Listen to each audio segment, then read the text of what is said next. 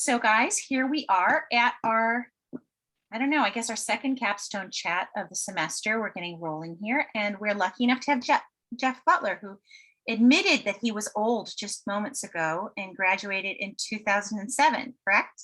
Right. So definitely a millennial. So I Yeah. don't know, guys. You guys are part of the Gen Z, is that right? All Yeah. Gen Z here?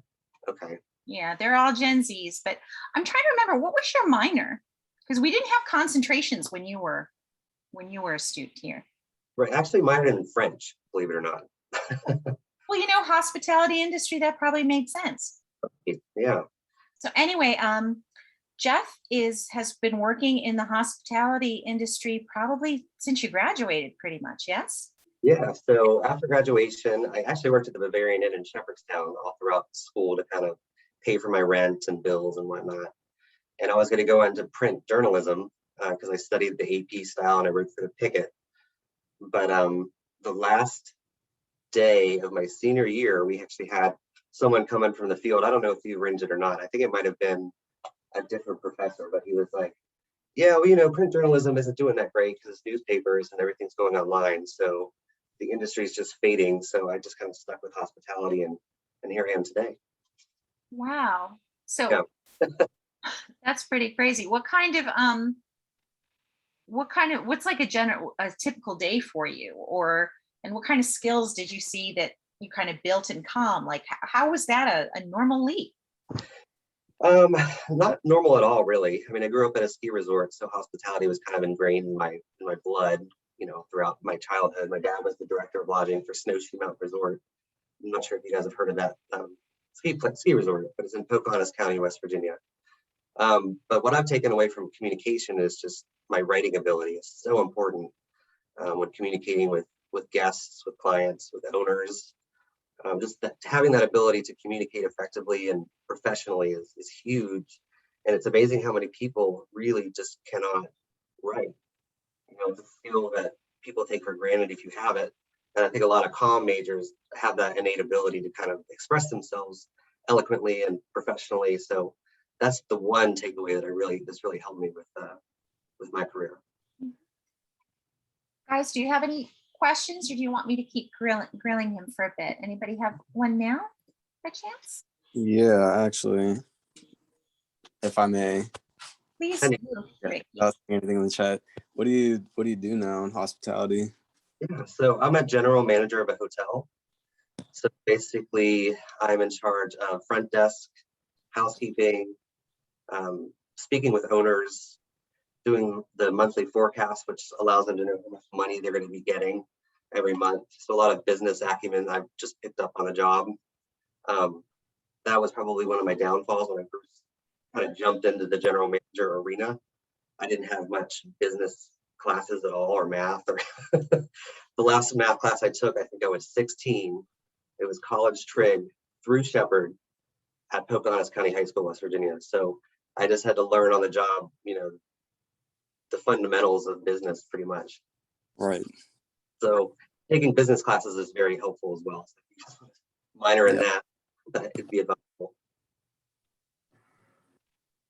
You just switched jobs, didn't you? You were at Marriott for a very long time. And is Sonesta, is that excuse my ignorance, but is it a newer brand, or is this like, what's the difference between what caused you to leave the Marriott organization? And so what's so great about Sonesta? Yeah, I mean, that's a good question. So Sonesta's been around for about 80 years, and they've experienced a 600% growth in the last year. So they really were ballsy and made big moves during a pandemic, which all other management companies were cutting everything. Like they were cutting the sales organization, they were furloughing employees, but Sonesta ramped up and took control over, I think, 100 IHG hotels and then 99 Marriotts. But Sonesta's parent company is a real estate investment trust, and they own all of the assets, and they would pay Marriott to manage them. So they were able to get out of Marriott contracts during the pandemic because the returns promised to this real estate investment trust weren't made because no one was making money. So they were able to rebrand all of their hotels to their Sonesta management company, if Well, that makes any sense. Yeah. were you part of that branding process? Like how did they do that? Yeah. So we were under full renovation at the hotel. 2020 pandemic, wearing masks. We were down to like 30% occupancy. So I was working the front desk. And then we finally finished the renovation. And then they said, all right, we're flipping brands. So we had to completely go from what was a Town Place Suites by Marriott to now it's a Sonesta Simply Suites extended stay product. But having to completely get your team on board with the change and managing through that, and then rebranding, because branding is such a powerful thing for guests and associates alike. They have to be emotionally involved and know what they're getting. And it was funny, I was just on the phone with the marketing, the commercial marketing director for Sonesta. As a representative of this brand, they're trying to figure out the brand pillars and what makes us different from the competition. So we're trying to, it's almost like working for a startup in that regard. Wow. Yeah. Looks like Grace has a question. Sure. Yeah, hi. I appreciate you coming to talk to us today. I wanted to ask, you mentioned communication. One of the biggest pluses is being able to write in a manner in which people can understand you. I was wondering, in hospitality, communication being one of the plus sides, what has been one of your biggest struggles with trying to communicate with people, whether it be the people you work with or the people that you help out? Mhm. Well, people don't read emails. So if you're trying to get your team on board or trained or present an idea of what's upcoming or a change in the organization, make sure that when you send that email, you have to understand that a lot of people don't read them very carefully. If anything, they just skim through them or move on. So you really have to kind of go back and reiterate whatever it is you wanted to convey to make sure that the whole team is on board. So that's been a big struggle. Communication wise, 60 to 70% of my staff are Hispanic, so they don't speak English. So minoring in French was really helpful because the languages are so similar that I was able to kind of switch over after just 1 or 2 years at Shepherd. I took a few Spanish classes with Baron Choate. I don't know if you know him or not, but he's awesome. So does that answer your question? Yes, it does. That's great. I was also going to ask you about, did you end up using your minor in French? So that's awesome. Yeah, but whenever someone that comes to try to speak French to me now, I respond in Spanish. I've lost all my French. Right. Yeah. April, you have a question. Good afternoon. Thank you for coming out not coming out, but talking to us today. My question isn't necessarily about your job specifically. When I think of communications, unfortunately, hospitality and there's these hotels and things like that weren't at the forefront of my mind. So what is something you personally would like to change in regards to how people view hospitality? So thanks for the question, people. So if I understand correctly, you want me to explain what people should know about getting into hospitality? Right, especially from a communications point of view. I would have never thought to do so. Yeah. Well, hindsight, it is a lot of work. You have to really like working with people. That's first and foremost. I was never a natural leader per se. I really had to learn on the job. I always thought that I'd be a better follower, more task driven versus, getting people, I guess, engaged and motivated to perform well and making sure you put people in different spots. But it's funny, if you just show up and you keep at it, what will just eventually be a success story. Now we're the number 2 Sonesta in the country in terms of associate engagement, cleanliness scores. So it's just a matter of showing up and being there for your people. I hope that helps. Funny little anecdote story. When I was a student with Monica, and this might have been 2006. She's like, "Hey guys, this is your assignment. There's this new thing called Twitter, and you guys should, you guys should get a user handle. I'm like, what the hell is Twitter? Like, no one's going to use that. So that was really funny. She's very forward thinking. So anything that she tells you to do, she's really cool and like she's in the know. In the bleeding edge sometimes, unfortunately. I'm actually still really curious about, how is when you switched from Marriott to Sonesta, the corporate culture is probably different. It sounds like Sonesta is pretty, like Marriott was risk averse and Sonesta was much more forward thinking and aggressive. How as a manager did you communicate to all these people that this is changing? Like, did you do in-person meetings? How did you manage that transition? That had to be pretty tough. Yeah, I mean, it was really tough, especially in the middle of a pandemic. A lot of people were furloughed or laid off and hours were cut. So I had a one-on-one with each member of my staff, and I just outlined the positive, not to like say bad things about Marriott, but their business model is a little funky in the fact that they don't own any hotels. They just charge people to manage their assets. And a lot of those assets that they manage, their owners were really, really hurt by the pandemic. They couldn't afford anything like furniture or equipment. They didn't want payroll. They didn't want to have managers work more than 4 days. So Marriott as a whole was really suffering. Whereas this management company owns all of their hotels, and because of their financial backing with the real estate investment trust company, they had no debt and they're sitting on $35 billion.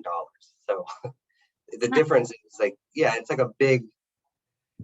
it's a big difference in culture in that regard, because they give you money and they support you and they allow you to, staff your hotel. And their big philosophy is, you can cut the fat, but don't cut the meat. And Marriott really cut into the meat pretty hard during the pandemic, and they're still struggling to kind of get back as an organization.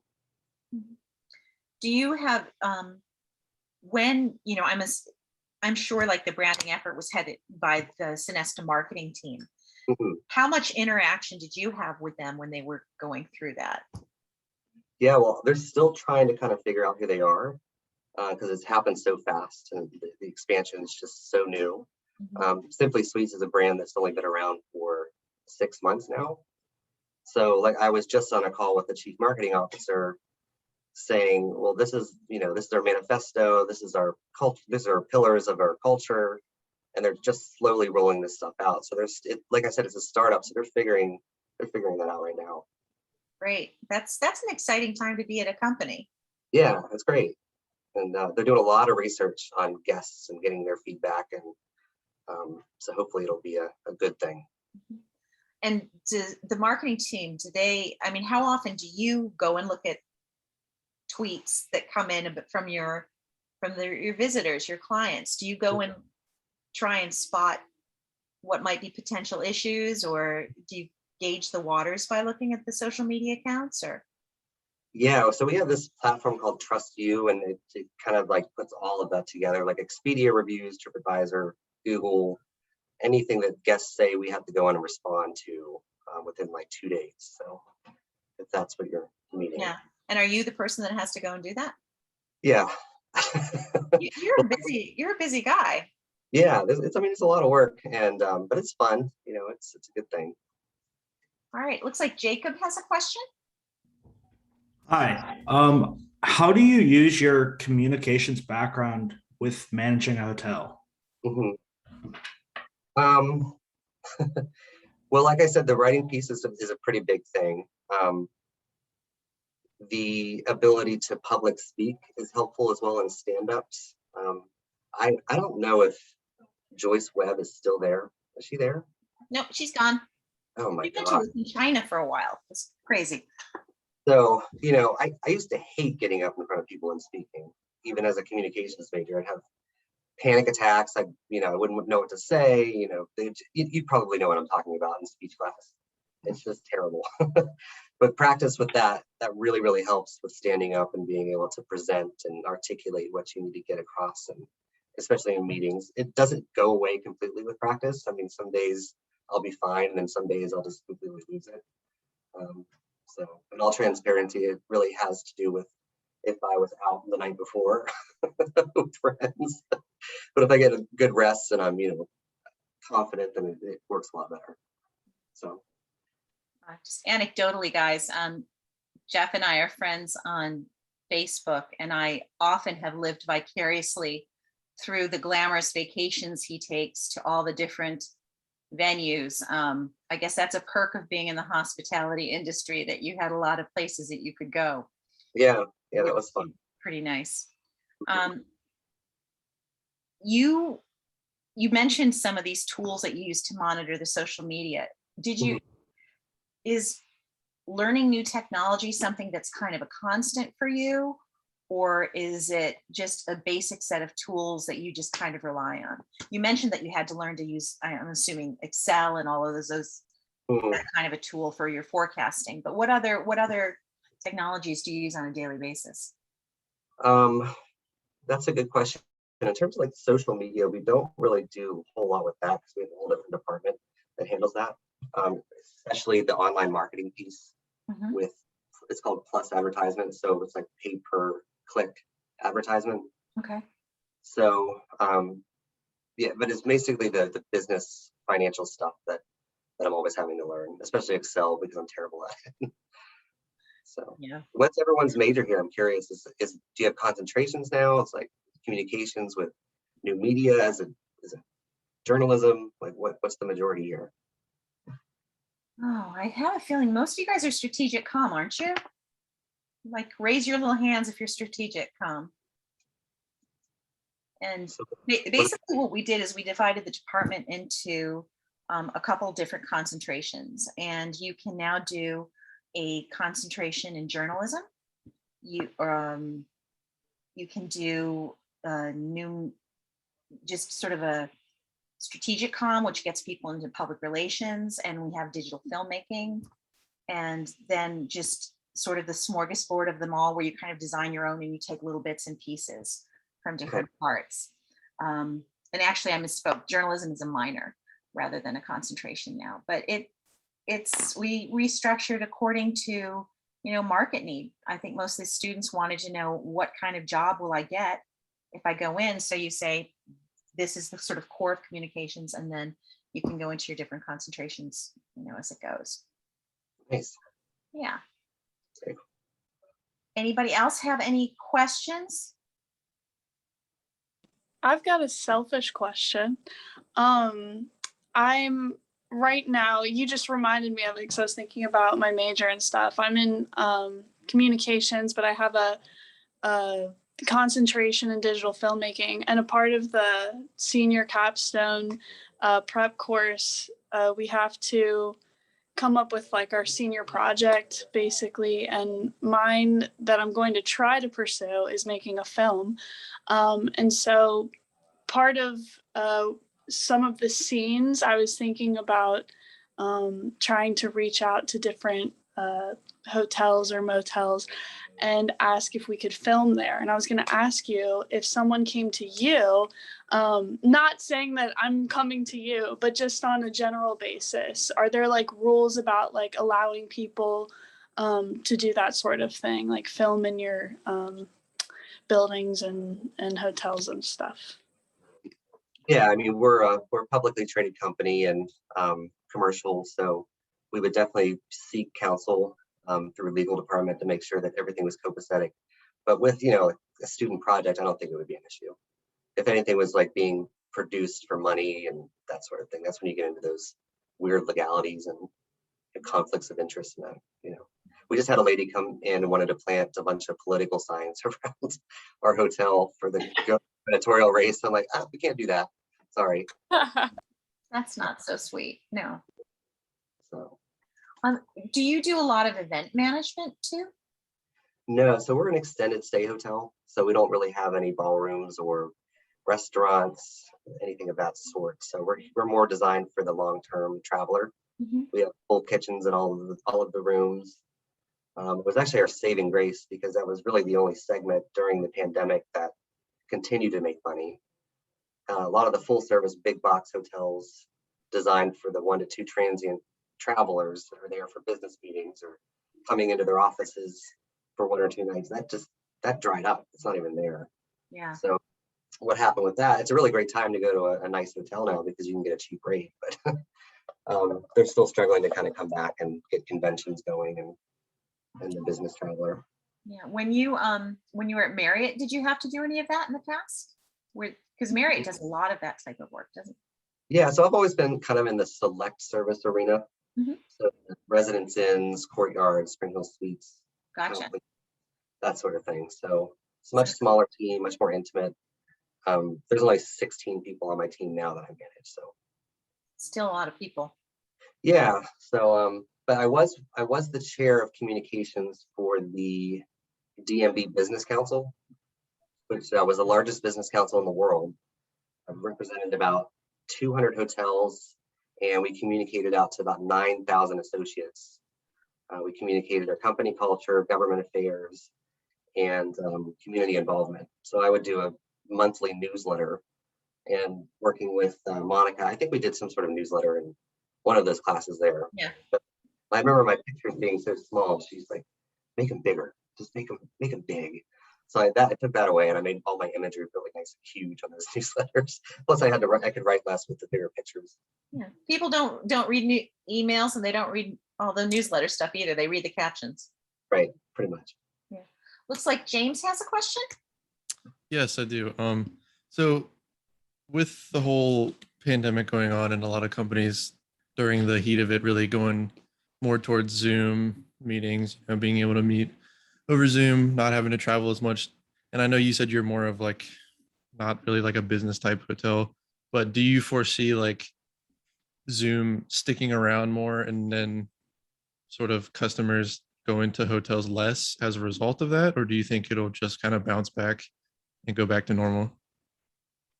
Well, I don't think we're going to ever go back to what it was.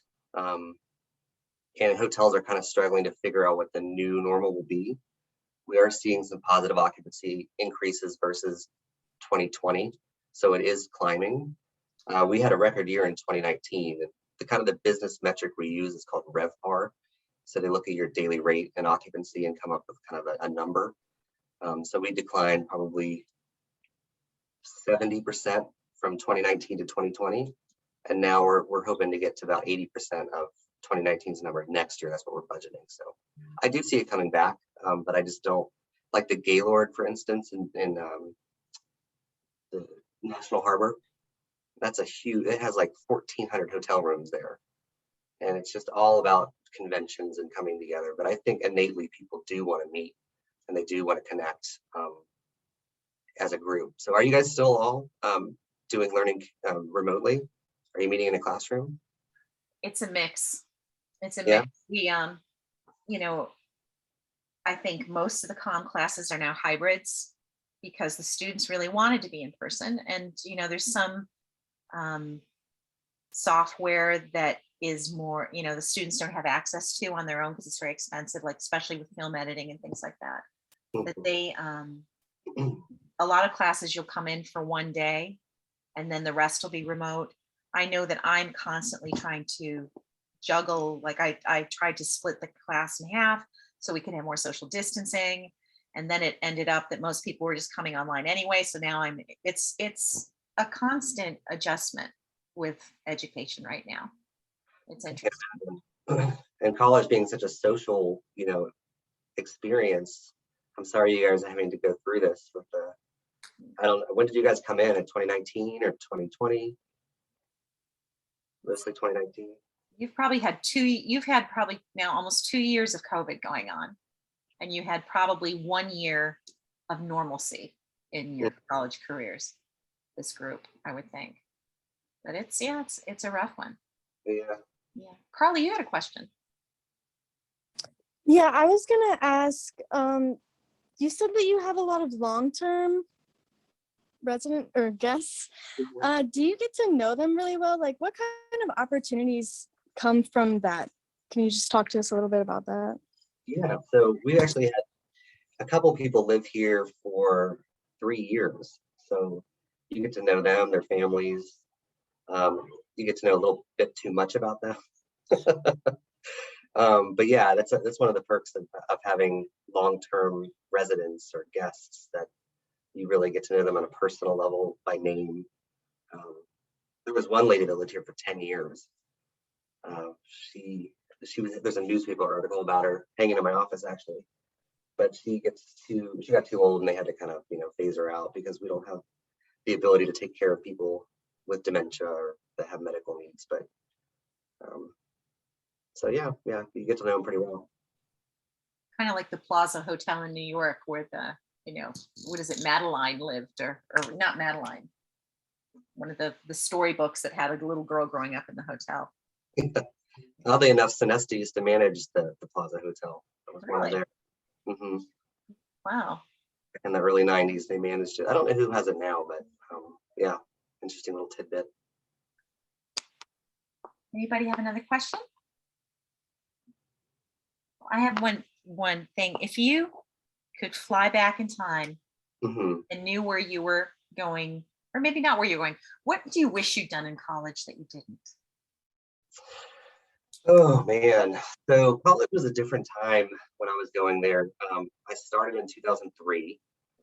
So a lot of the progressive, really awesome things that Gen Z believes in and are propagating weren't really there yet. I mean, Shepherdstown was still pretty liberal. But for instance, I was in the closet for all my career at Shepherd. So I would definitely come out, number one, because I would have had a lot more fun. Or maybe not, I'm not sure. Sometimes I think it kept me out of trouble, but I think you still got in trouble, didn't you? yeah, I mean, there was a lot of late nights at Tony's. I don't think Tony's is even there anymore. That was the barn. But yeah, just speech reading. I mean, Gen Z is so awesome. I mean, I can't express that enough how cool you guys are and how I don't know, it must be fun to work with this kind of generation, Monica. They're pretty great. They're pretty great. They're always one step ahead of me, which is a little bit challenging. It's things just move faster and faster. And, we have now, I don't think we had it when you were around. We have an online learning environment. Maybe we did when you were there, but you've probably heard of things like Blackboard and all of these online learning environments. And now this semester, we've just switched over to Brightspace, which is a new one. And it's kind of interesting having this new learning environment thrust on us when we are in this unstable kind of weird zone. I don't know how you guys students are feeling, but it just seems like things are changing all the time. Yeah, when I was there, we had Rail. I think that was yeah, we have Rail. Rail is the big overall management system, that says, this is your transcript. But now students can log in and they'll see all their assignments and manage stuff that way. It's not as much, paper as it was when you were there. There might have been, I seem to remember we had one before Sakai, but it's so funny. Every time I see you, you know what I think of? I think of scuba diving. Oh yeah. Yeah. A lot of scuba diving in the earlier years. I remember Jeff took Comm 352, which you guys have all taken, and it's still the same thing. He had to develop a website that was one of his interests, and I remember learning a lot about scuba from you. So you always learn from your students. Yeah. Once you get a little older and sense your own mortality, you kind of stop doing those sort of things. Oh, that's too bad. Yeah, I mean, I'd like to do it again, but I don't know. We'll have to see. Yeah. The funny thing about my experience in college is Facebook actually came out in 2005. So you had to have a .edu email address to even create an account. So I don't know if I'm speaking to the right audience here. I don't know if Facebook's still a thing with you guys, but it was so much different back then because it was almost like just for college kids. And it was almost like a dating app too. You could select what you wanted. And it was like, there was an option for just looking. There was an option for random play. Like this is on Facebook. So it's just different. It's just crazy to see how it's evolved and changed into this massive business entity. Right. So any other questions, guys, or should we let Jeff get on to his busy day? Thanks for letting us have this little window into your time. I think that what's really cool about Comm is that our graduates go into really very different career tracks. They all seem to thrive, which is kind of great. It's nice to see that you're on this kind of hot new entity with this kind of startup mentality. It's pretty amazing. So Thanks so much. You're welcome. Nice meeting all you guys. Good luck with everything. Thank you. Yeah, thank you. Take care. Okay, I'm gonna let Jeff go.